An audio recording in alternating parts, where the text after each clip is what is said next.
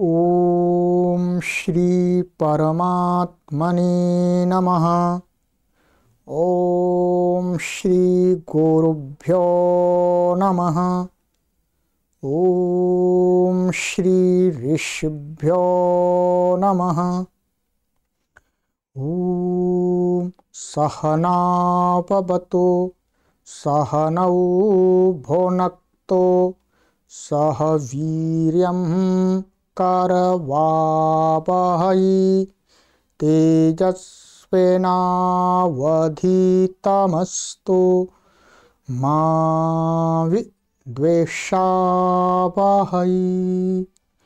ओम शांति शांति शांति।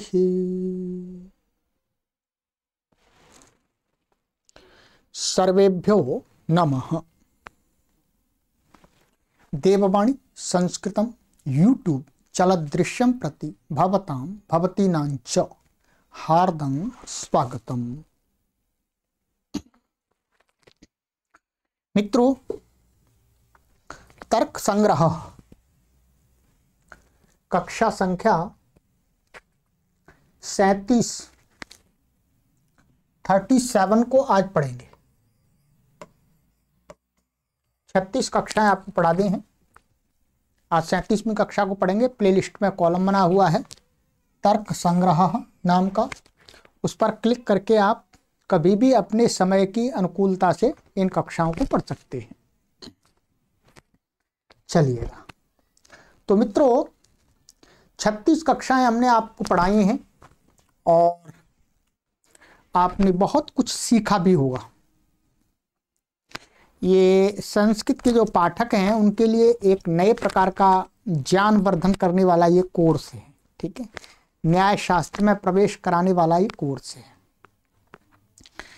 और हमें पूर्ण विश्वास है कि इस ऑनलाइन प्लेटफॉर्म के माध्यम से हम जो कार्य कर रहे हैं, संस्कृत भाषा के माध्यम से सत्य सनातन वैदिक संस्कृति से जोड़ने का जो एक हमने प्रयास किया है, प्रयत्न किया है, उस प्रयत्न से, उस प्रयास से आप सभी लोग अवश्य ही लाभान्वित हो रहे होंगे।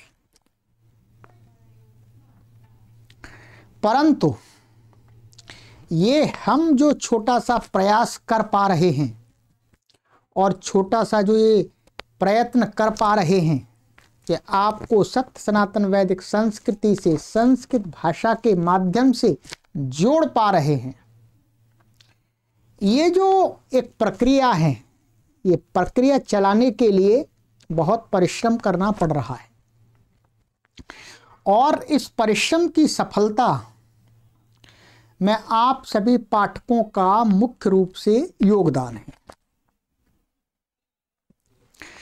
तो मित्रों,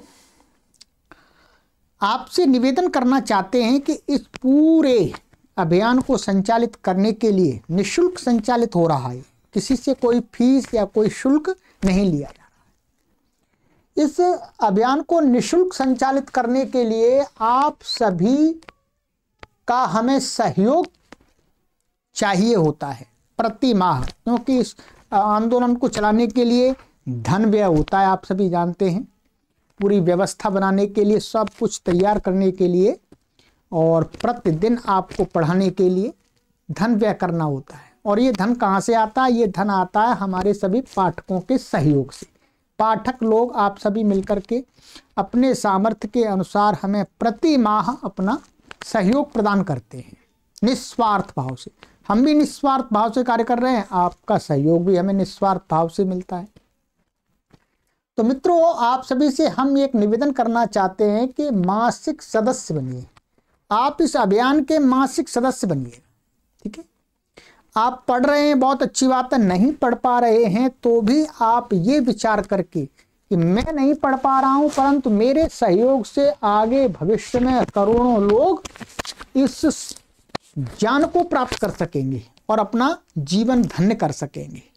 संस्कृत भाषा के माध्यम से सत्य सनातन संस्कृति से जुड़ सकेंगे, ये मुझे बहुत बड़ा पुण्य मिलेगा इस निमित्त से भी। ठीक है, तो प्रति माह आप हमें अपना सहयोग भेजें अवश्य। ठीक है, आप सभी से निवेदन किया जाता है कि देववाणी संस्कृतम संस्थान पूर्णतः आप सभी के सहयोग से निःशुल्क संचालित होता है। इसे संचालित करने में प्रति माह 45, 50, 55, 60 हजार रुपये लगभग हो जाते हैं। ठीक है, 1000 रुपये व्यय होता है। कृपया इस संस्कृत भाषा एवं वैदिक धर्म प्रचार प्रसार के महान यज्ञ को अबाध रूप से निरंतर संचालित करने हेतु आप सभी प्रति माह स्वेच्छापूर्वक, कोई किसी पर जबरदस्ती नहीं है, स्वेच्छापूर्वक अपना आर्थिक सहयोग प्रदान करते रहें।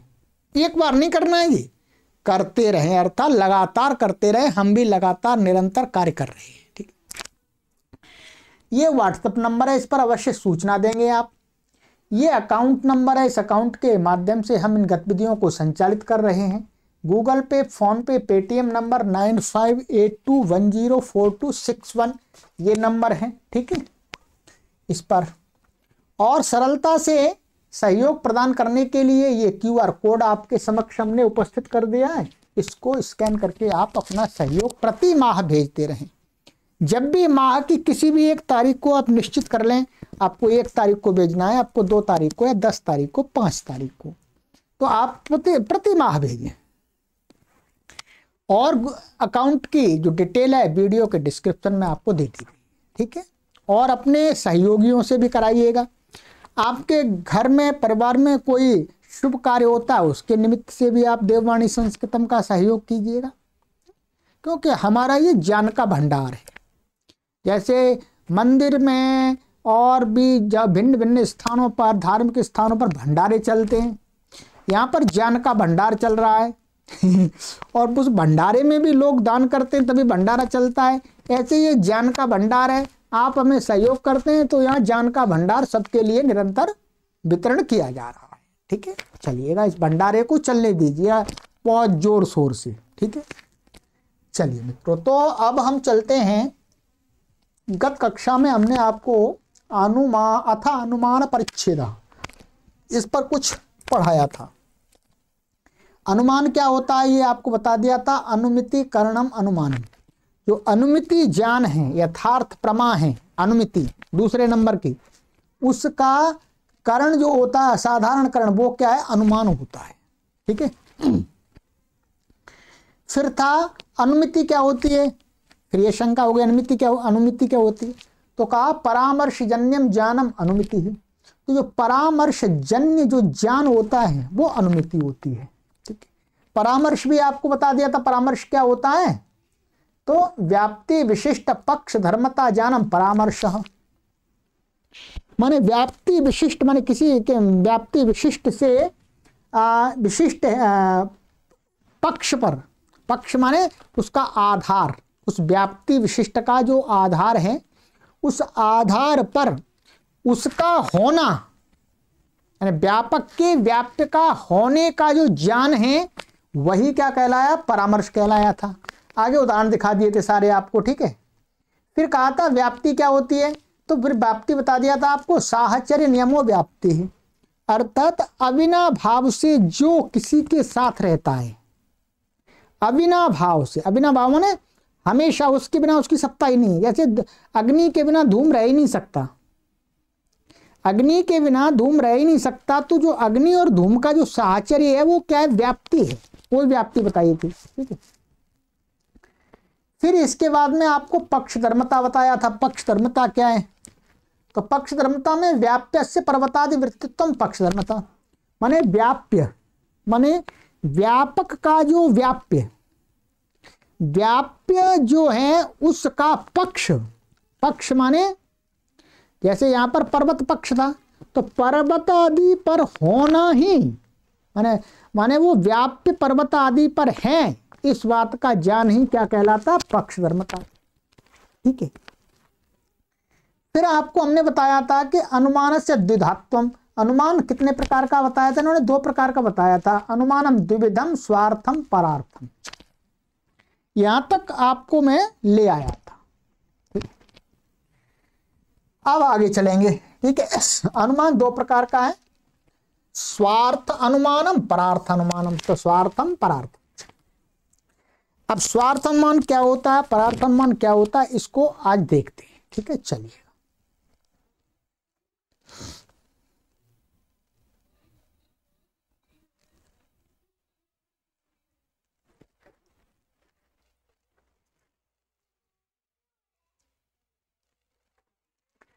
स्वार्थानुमानस्य स्वरूपम। स्वार्थ अनुमान का स्वरूप माने निरूपण। क्या निरूपण बताते हैं? कहते हैं तत्र स्वार्थम स्वानुमिति हेतु। तत्र माने उन दोनों प्रकार के अनुमानों में, माने स्वार्थ अनुमान और परार्थ अनुमानों में से कहते हैं स्वार्थम माने स्वार्थ जो अनुमान है वो क्या है? कहते हैं स्वानुमिति हेतु।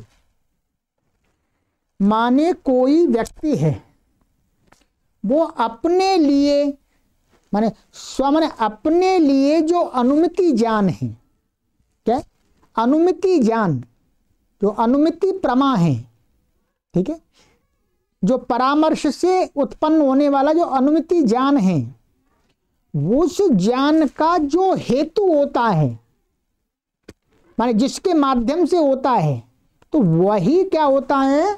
स्वार्थ अनुमानम। स्वार्थम का अर्थ है स्वार्थ अनुमानम। फिर द्वारा समझिएगा। तत्र माने उन दोनों स्वार्थ, दोनों प्रकार के अनुमानों में से जो स्वार्थम माने स्वार्थ अनुमान है वो क्या होता है? स्वानुमिति हेतु। माने अपनी अनुमिति ज्ञान, अपने अनुमिति ज्ञान क्या कुछ प्राप्त करने का हेतु। माने मुझे अनुमिति ज्ञान हो रहा है तो वो अनुमिति ज्ञान जिसके माध्यम से हो रहा है, माने जिस हेतु से हो रहा है, वो हेतु ही क्या है? स्वार्थ। तो वो हेतु क्या है यहाँ पर? वास्तव में अपने अनुमिति ज्ञान का हेतु स्वार्थ अनुमान होता है। अनुमान, स्वार्थ अनुमान प्रमाण, अनुमान प्रमाण। ठीक है, वो प्रमाण आ गया। अब इसको समझाते हैं कि ये कैसे हम इसको डिसाइड करेंगे कि ये अपने लिए या दूसरे के लिए। तो कहते हैं तथा ही। तथा ही का अर्थ है वैसे ही, मान वैसे बताते हैं कि जैसे, जैसे कह सकते हैं हिंदी में। तथा ही माने उस प्रकार से जैसे स्वयं एव भूयो दर्शनेन यत्र यत्र धूमस्तत्र तत्राग्नि इति महान साधौ व्याप्तिं गृहीत्वा पर्वत समीपं गतस्तद्गते चाग्नौ संदिहानः पर्वते धूमं पश्यन् व्याप्तिं स्मरति यत्र यत्र धूमस्तत्र तत्राग्निः इति। बहुत सुंदर उदाहरण दिया है। कहते हैं तथा ही, वह क्योंकि वैसे जिस प्रकार से स्वयं ही माने स्वयं माने कोई व्यक्ति स्वयं ही, खुद ही, माने ही भूयः, भूय माने बार बार, भूय माने बार बार, दर्शनेन माने बार बार देखने से, माने कोई व्यक्ति स्वयं किसी चीज को बार बार देखता है तो उसे बार बार देखने से, दर्शन में देखने से वो क्या देखता है? यत्र यत्र धूमा तत्र तत्र अग्नि है। उसने कई बार देखा व्यक्ति ने कि जहां जहां धुआं उसको दिखा है वहां वहां उसने देखा यहां पर अग्नि भी है। अग्नि तापने के लिए कोई अग्नि जला रहा है तो उसमें से धुआं निकल रहा है, वो व्यक्ति वहां पास में जाकर देखता है, अरे ये धुआं है, इसके साथ अग्नि भी है नीचे अंदर। तो कह रहे हैं, और एक अच्छा उदाहरण दे रहे हैं, ये कह रहे हैं कि कोई व्यक्ति प्रतिदिन देखता है। भूया दर्शनेन माने बहुत ही उसके जीवन में प्रतिदिन देखता है। कहाँ? कहते हैं इति, ऐसा ये मन जहां जहां यत्र यत्र धूमा तत्र तत्र अग्नि, जहां जहां धूम होता है वहां अग्नि, ऐसा उसको बार बार देखने को मिलता। कहाँ? महानस आदौ माने महानस, महानस आदौ, माने महानस माने महानस का अर्थ होता है किचन, रसोई, पाकशाला। संस्कृत में महान, महानस, ठीक है। तो रसोई आदि, पाकशाला आदि, आदि माने और भी स्थान है, ठीक है। हलवाई की दुकान भी है, ठीक है। तो कहते हैं उस महान असाधु और पाकशाला आदि में व्याप्तिम गृहीत्वा, क्या व्याप्तिम, किसकी व्याप्ति, व्याप्ति क्या है, अग्नि और धूम का साहचर्य। ये व्याप्ति दिखाई दी, यत्र यत्र धूमस तत्र तत्र अग्नि, माने धूम है वो अग्नि के बिना रह ही नहीं सकता, बिना भाव से रहती है, बिना भाव से रहता है धूम अग्नि के साथ। अग्नि धूम के साथ अबिना भाव से नहीं रहती, धूम अग्नि के साथ में अबिना भाव से रहता है। इसलिए इस प्रकार की व्याप्ति, यत्र यत्र धूमा तत्र तत्र अग्नि है, कि जहां जहां धुआं है वहां वहां अग्नि जरूर होती है। ये साहचर्य रूपी जो व्याप्ति है, इस व्याप्ति को उसने कहाँ देखा, अपनी पाकशाला आदि में। प्रतिदिन उसके घर में रोटी आदि बनती है, वहां देखता है वो। भाई अब तो गैस चूल्हे आ गए, प्राचीन काल के बात चल रही है। प्राचीन काल, अब गांव आदि में तो अब भी रोटी चूल्हे पर बनाते हैं लकड़ियों से, ठीक है। और शहरों में भी बनाते हैं, कुछ विशिष्ट लोग हैं वो लोग गैस पर बनाते हैं। तो कहते हैं महानसादौ व्याप्तिम गृहीत्वा, उस पाकशाला आदि में जो अग्नि और धूम का साहचर्य रूपी व्याप्ति है, उसको ग्रहण करके, मन जान करके, समझ करके कि वही जहां जहां धूम होता है वहां वहां अग्नि जरूर होती है। कहते हैं फिर क्या होता है, कभी वो पर्वत समीपम गतः, कभी किसी समय पर वो कभी पर्वत के समीप चला गया, वो घर से निकल करके घूमते घामते, ठीक है। तो कहते हैं पर्वत समीपम गतः, वो व्यक्ति तद गते, और कहते हैं तद गते चाग्नौ, माने वहां पर पहुंचने पर, पर्वत आदि के पास पहुंचने पर, कहते हैं अच्छा, और अग्नि में, वहां अग्नि, एक अग्नि, वहां कहते हैं अग्नि के विषय में, अग्नौ माने अग्नि के विषय में, संदेहानः, संदेह करता हुआ कि भाई यहां पर अग्नि है या नहीं है। तो उसको संदेह कब हो रहा है, जब उसने धुआं देखा। अभी बताते हैं क्या, वो कहते हैं संदेहानः, भाई इस पर्वत पर अग्नि है अथवा नहीं है, ऐसा संदेह करता हुआ। पर्वते धूमम पश्यन, उस पर्वत पर धूम को देखता हुआ। पर्वते सप्तमी, पर्वत पर, धूमम माने धुएं को, पश्यन देखता हुआ, क्षत्रिय का प्रयोग है, देखता हुआ। व्याप्तिम स्मरति, व्याप्ति माने यत्र यत्र धूमस तत्र तत्र अग्नि, इस अग्नि और धूम का जो साहचर्य रूपी ज्ञान है उसका स्मरण करता है। जो व्याप्ति है उसका स्मरण करता है, स्मरति याद करता है कि भाई जहां जहां धूम होता है वहां वहां अग्नि भी होती है। तो कहते हैं क्या व्याप्ति, यत्र यत्र धूमस तत्र तत्र अग्नि, ये व्याप्ति है, जहां जहां धूम होता है वहां वहां व्याप्ति अग्नि होती है। तो ऐसा व्याप्ति को स्मरण करता है। फिर कहते हैं कि तदनंतरम वहनी व्याप्त धूमवानयम पर्वता इति ज्ञानम उत्पद्यते। जब व्याप्ति को स्मरण करता है तो उसके अनंतर, तद अनंतर मान उसके एकदम अनंतर, जस्ट एकदम, वहनी व्याप्य धूमवान माने वहनी से, वहनी का जो व्याप्य धूम है, उस धूम वाला अयम पर्वतः, ये धूम वाला पर्वत है। धूम कैसा है, वहनी अग्नि का व्याप्य है, अग्नि व्यापक है, धूम उसका व्याप्य है। तो धुआं दिख रहा, अग्नि तो नहीं दिख रही उसको। तो वो कहता है कि अग्नि, वो वहनी व्याप्य धूमवान अयम पर्वत, धुआं दिख रहा है, धूम वाला ये पर्वत है। और धूम कैसी होती है, वो अग्नि का व्याप्य है धूम, अर्थात अग्नि वहां पर साहचर्य नियम से रहती है। तो इति ज्ञानम उत्पद्यते, ऐसा ज्ञान उसकी बुद्धि में उत्पन्न होता है। अयमेव लिंग परामर्श इत्युच्यते, न्याय शास्त्र की भाषा में, न्याय दर्शन में जो इस प्रकार का वहनी व्याप्त धूमवान अयम पर्वतः, जो इस प्रकार का ज्ञान उत्पन्न होता है किसी व्यक्ति के अंदर, तो वो ही अयम एवं माने इस प्रकार का यह जो है वो ही लिंग परामर्श कहा जाता है। इसको एक शब्द दिया लिंग परामर्श। यहां लिंग का अर्थ है चिन्ह, चिन्ह। तो यहां धूम और अग्नि के विषय, पर्वत के विषय में चिन्ह क्या है? धूम। अग्नि का चिन्ह क्या है? धूम। धूम से अग्नि का ज्ञान होगा। तो लिंग परामर्श माने लिंग से परामर्श, इसको लिंग परामर्श बोलते हैं। ठीक है, इत्युच्यते कही जाती है। तस्मात् इसलिए, तस्मात् का अर्थ यहां पर इसलिए, इस कारण से। पर्वतो वह्निमान इति जानम अनुमितिरुत्पद्यते। फिर उसके बाद क्या होता है उससे कि वह्निमान माने पर्वतो वह्निमान, ये पर्वत बहनी वाला भी है, अग्नि वाला भी है। अग्नि भी है क्योंकि यत्र यत्र धूमा तत्र तत्र अग्नि। तो भाई यहां धुआं तो दिख रहा है, साक्षात अग्नि तो नहीं दिख रही, पर अग्नि जरूर है इसमें। इसलिए वो निश्चित करता है बाद में कि पर्वतो वह्निमान इति ज्ञानम, माने पर्वत अग्नि वाला है। अग्नि के साथ में सीधा संपर्क नहीं है इंद्रियों का, परंतु उसको निश्चित होता है कि अग्नि वाला ये पर्वत है। जैसे धूम वाला है, धूम तो चक्षुरेंद्रिय के साथ सीधा सीधा संपर्क है, पर अग्नि के साथ नहीं है। तो भी उसको जो ज्ञान उत्पन्न होता है कि वह्निमान अयम पर्वता, माने अग्नि वाला ये पर्वत है।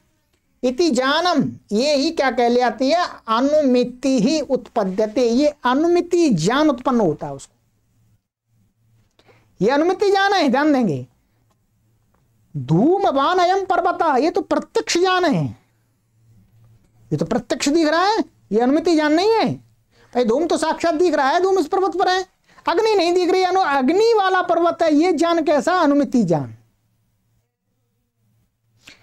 और अग्नि जो अनुमिति ज्ञान होता है वो प्रत्यक्ष पूर्वक होता है। ध्यान देंगे, पहले कभी कहीं न कहीं प्रत्यक्ष किया होता है, बाद में अप्रत्यक्ष दशा में भी वैसा ही निश्चयीकरण का जो ज्ञान होता है उसको अनुमिति ज्ञान बोलते हैं। क्योंकि पहले तो किसी उस व्यक्ति ने अपनी पाकशाला आदि में देखा था, धूम भी देखा है, अग्नि भी देखी है, दोनों देखी है ना, तभी तो वो निश्चय कर पा रहा है कि हाँ भाई अग्नि भी है, ना देखने पर भी। तो कहते हैं तद ये तत् स्वार्थानुमानम, ये ही क्या है? इस प्रकार की जो प्रक्रिया होती है इसी को बोलते स्वार्थ अनुमानम। स्वार्थ अनुमानम का अर्थ है कोई व्यक्ति स्वयं ही इस प्रक्रिया से अनुमिति ज्ञान को प्राप्त करता है, तो उस अनुमिति ज्ञान का जो हेतु होता है, ध्यान देंगे, ये का मतलब हो गया इस ज्ञानम उत्पद्यते। और इस अनुमिति ज्ञान, जो अनुमिति का हेतु जो स्वार्थ अनुमान है, वो जो स्वार्थ अनुमान क्या हो गया आपका? यहां पे अनुमान प्रमाण की जो प्रक्रिया, कोई व्यक्ति है उसको अनुमिति ज्ञान से, अनुमिति ज्ञान होता है, वो अनुमिति ज्ञान किसके हेतु से, किसके कारण होता है? अनुमान के कारण से। तो अनुमान प्रमाण है यहां पर, तो वही अनुमान प्रमाण कहा गया है स्वार्थानुमान। माने अपने लिए कोई अनुमिति ज्ञान को प्राप्त करता है तो उसका जो हेतु होता है वो होता है स्वार्थानुमानम। ध्यान दीजिएगा, ये तो अपने लिए कोई व्यक्ति अपने आप कर रहा है ऐसा, स्वयं ही कहीं वो पर्वत के समीप में गया अकेला और स्वयं ही उसने निश्चय कर लिया यहां अग्नि है।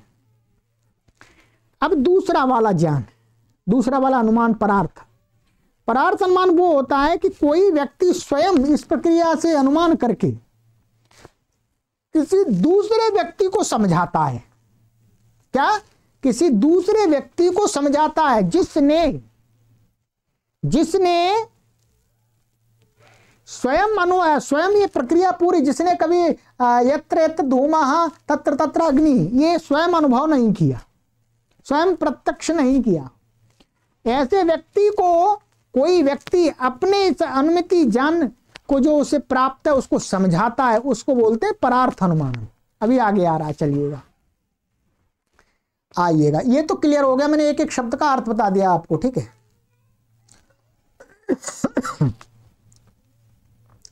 अब एक बार मैं आपको संक्षेप में इसका बता देता हूं, ठीक है। तत्र स्वार्थम स्वानुमिति हेतु हो, तत्र माने उन दोनों में, स्वार्थम माने स्वार्थ अनुमान है, वो क्या है, स्वानुमिति हेतु हो, माने अपने लिए जो अनुमिति ज्ञान है, उस अनुमिति ज्ञान का जो कारण होता है, साधन होता है, उसको बोलते हैं स्वार्थ अनुमानम, ठीक है। तथा ही स्वयं एव भूयो दर्शनेन यत्र यत्र धूमस्तत्र तत्राग्नेति महानसादौ व्याप्तिं गृहीत्वा पर्वत समीपं गतस्तद्गते चाग्नौ संध्यानः पर्वते धूमं पश्यन् व्याप्तिं स्मरति यत्र यत्र धूमस्तत्र तत्राग्नेति। तथा ही उसी प्रकार से जैसे कि स्वयं कोई व्यक्ति स्वयं ही भूय माने बार बार दर्शन देखने से क्या है, यत्र यत्र धूमा तत्र तत्र अग्नि, जहाँ जहाँ धूम होता है वहाँ वहाँ अग्नि होती है, ऐसा इति महानसादौ माने पाकशाला आदि स्थानों में व्याप्तिम गृहीत्वा माने अग्नि और धूम का नित्य साहचर्य है, धूम और अग्नि का, तो वो उस व्याप्ति को ग्रहण करके माने समझ करके जान करके, ग्रहण पकड़ करके नहीं, पकड़ करके भी अर्थ हो सकता है बुद्धि से पकड़ करके स्वीकार करके, पर्वत समीपम गतः, फिर वो कभी पर्वत के समीप जाता है तो तदगते माने वहां पर पहुंचने पर, हाँ तदगते, क्षमा कीजिए, तदगते चाग्नौ, इसका ऐसा अर्थ है तदगते माने उस पर्वत पर प्राप्त जो अग्नि, ऐसा लगेगा, ठीक है। तदगते चाग्नौ माने तद माने उस पर्वत पर प्राप्त माने स्थित जो अग्नि है, उस अग्नि के विषय में, तदगते अग्नौ माने पर्वत पर स्थित जो अग्नि है उसके विषय में संदेहानः संदेह करता हुआ, पर्वते पर्वत में, धूमम पश्यन् पर्वत पर धूम को देखता है, देखता हुआ, व्याप्तिम स्मरति जो यत्र यत्र धूमा तत्र तत्र अग्नि, इस व्याप्ति को स्मरण करता है कि जहाँ जहाँ धूम होता है वहाँ वहाँ अग्नि जरूर होती है, यत्र यत्र धूमस्तत्र तत्र अग्नि, ऐसा स्मरण करता है। तदनंतरम वहनि व्याप्य धूमपानयम पर्वता इति ज्ञानम उत्पद्यते। तदनंतर उसके बाद ही क्या होता, वहनी का व्याप्य जो धूम है, धूम वाला जो पर्वत है, यह पर्वत है, ऐसा ज्ञान उसको उत्पन्न होता है। ये तो प्रत्यक्ष हो रहा है, अग्नि प्रत्यक्ष नहीं हो रही है। अयमेव लिंग परामर्श इत्युच्यते, इसी को न्याय शास्त्र की परिभाषा, शास्त्र में लिंग परामर्श कहा जाता है इस ज्ञान को, ठीक है।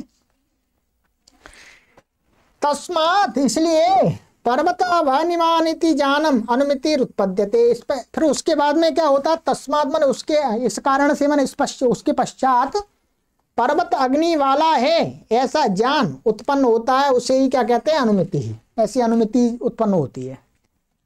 तद स्वार्थानुमानम, वह यह ही क्या है, स्वार्थानुमानम कहा जाता है, जो हेतु इस ज्ञान का, ठीक है, अनुमिति ज्ञान का। चलिएगा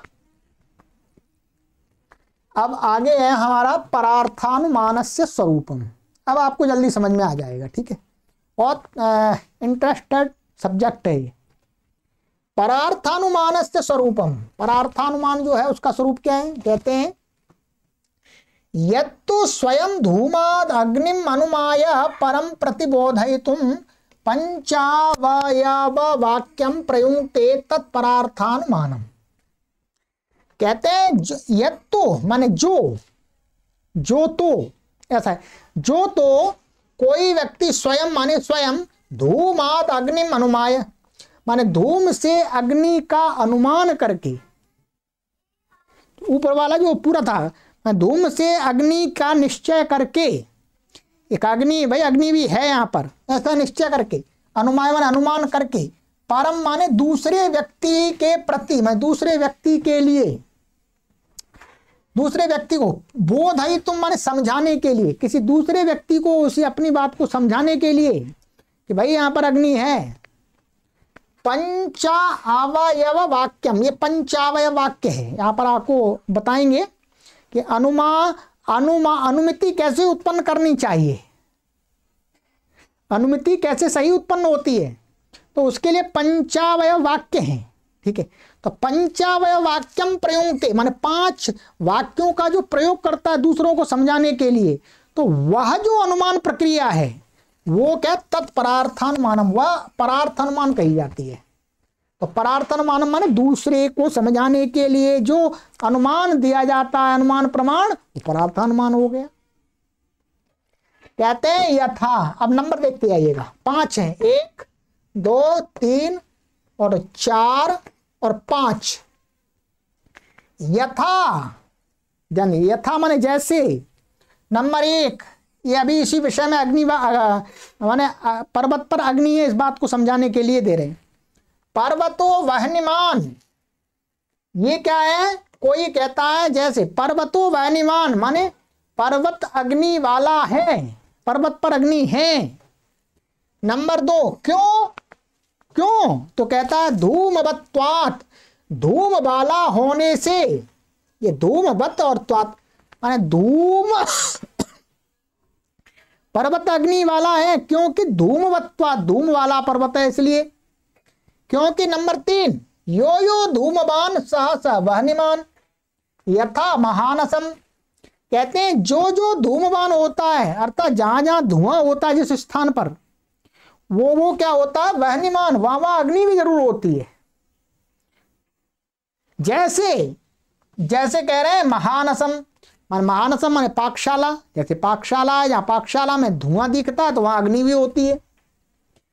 चौथा बता रहे तथा चायम, तथा माने उसी प्रकार से ये भी है, ये भी है माने यहां पर भी है। ये पर्वतो वह्निमान माने यहां पर्वत पर धूम है। कहते हैं 5वां है तस्मात् तथा इति, तस्मात् इसलिए क्या है? जो पर्वत है अग्नि वाला है, पर्वत क्या अग्नि वाला है? ये 5वां इति माने ऐसा, ये 5वां पंच अवयव है। अनेन प्रतिपादिता लिंगात परोग्निम प्रतिपद्यते, इस प्रकार से माने इस पंचावय प्रक्रिया से कोई व्यक्ति किसी को समझाता है तो प्रतिपादितात माने समझाने से, प्रतिपादित करने से माने इस पंचावयव के द्वारा अपने उसको बात को बताने के लिए, लिंगात, लिंग से माने उस प्रतिपाद लिंग से, परो हमारे कोई दूसरा व्यक्ति है वो अग्नि को प्रतिपद्यते माने अग्नि का निश्चय करता है, हाँ इस पर्वत पर अग्नि है। अब ये जो इस प्रकार का ये जो अनुमान करा को जो प्रक्रिया दी है पंचावयव, इसको क्या बोलते हैं? परार्थानुमानम। क्योंकि स्वयं के लिए नहीं कोई कर रहा है, दूसरे को समझाने के लिए बता रहा है। ठीक है, अब ये तो आपको समझ में आ गया। अब ये तो अग्नि, धूम और पर्वत उसके विषय में दिया है। यहां अग्नि क्या है? साध्य। क्या है? अग्नि क्या है? साध्य। धूम क्या है? उसका जो हेतु है एक तरह से।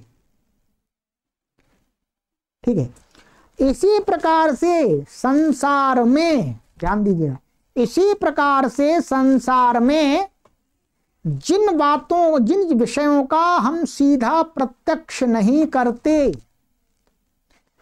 उनका अनुमान से ज्ञान होता है, अनुमान से निश्चयीकरण किया जाता है, तो वो इसी प्रक्रिया से किया जाता है, पंचावयव वाक्यों से। ठीक है, अभी अब आगे समझेंगे इसको। अब ये जो पंचावयव वाक्य हैं, ये तो अग्नि और धूम आदि के विषय में कह दिया। अब दूसरों के साथ कैसे जोड़ेंगे इसको आगे बता रहे हैं। ठीक है, कहते हैं पंचावयवाह के, पंचावयव वाक्य जो पंच अवयव है उनको हम कौन से हैं वो। ठीक है, तो अब इसको बता रहे हैं।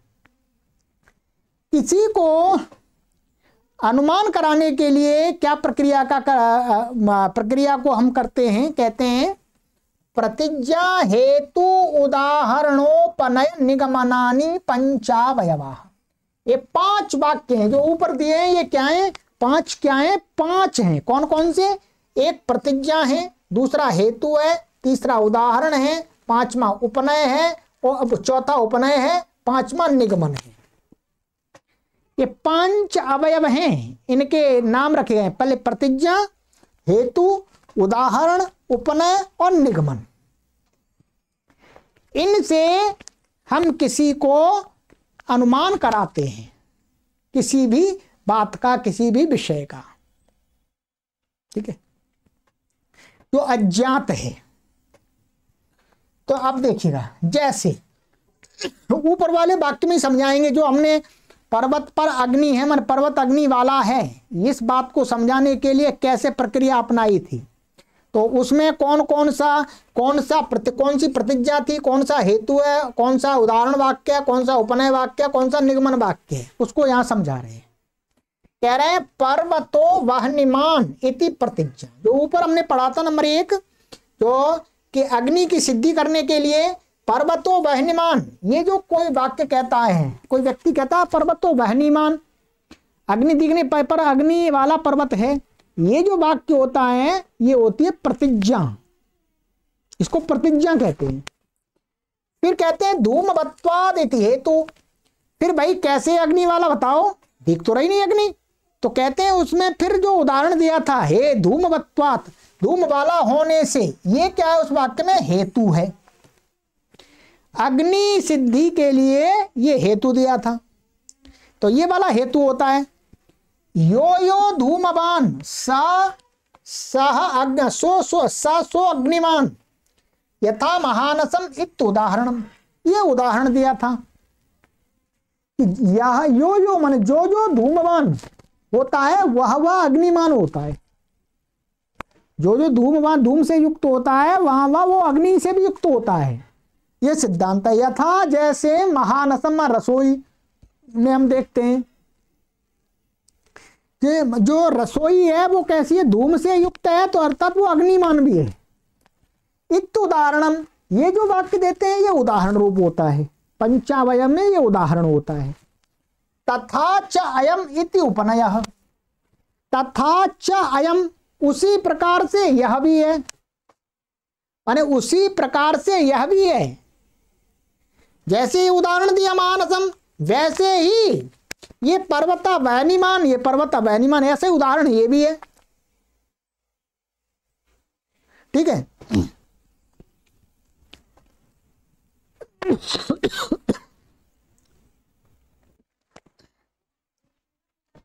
अच्छा, ये तथाचयम, तथाचयम का अर्थ है इसी प्रकार से ये पर्वत भी क्या है? धूमवत्ता, धूमवान है। जैसे महानस होता है धूम वाला, वैसा ही धूम वाला ये क्या है? पर्वत है। ये क्या बोलते हैं? धूम वाला पर्वत भी है। इसका तथाच अयम, इससे वहां पर लगाएंगे संपर्क। इति उपनय, इसको बोलते हैं उपनय। ये पारिभाषिक शब्द है। तस्मात्, तस्मात् तथा, इसलिए वैसा ही ये है पर्वत वह्निमान, इसलिए पर्वत भी अग्नि वाला है। पर्वत भी अग्नि वाला है। इति निगमनम, निगमनम का अर्थ होता है निश्चयीकरण। तो इस प्रकार से पंच अवयवों से हम किसी भी विषय का अनुमान करते हैं, पक्का अनुमान, जिसमें कोई झूठ नहीं होता। ठीक है। तो ये पंच अवयव वाक्य आप याद कर लेंगे। प्रतिज्ञा, हेतु, उदाहरण, उपनय, निगमनानि पंचावयवा। ठीक है। तो ये आगे, ये मुख्य रूप से पंचावयव इसमें प्रसिद्ध है न्याय दर्शन के अंदर। ठीक है। तो ये चलिएगा। तो अब आगे की कक्षा में हम पढ़ेंगे, ये तो हमारा ये हो गया। अभी ये अनुमान के बारे में ही चलता रहेगा। ठीक है। चलिएगा। तो प्रतिज्ञा, हेतु, उदाहरण, उपनय, निगमन, ये पंचअवयव याद कर लीजिएगा। ठीक है। चलिए मित्रों, आगे की कक्षा में मिलते हैं। सर्वेभ्यो नमः।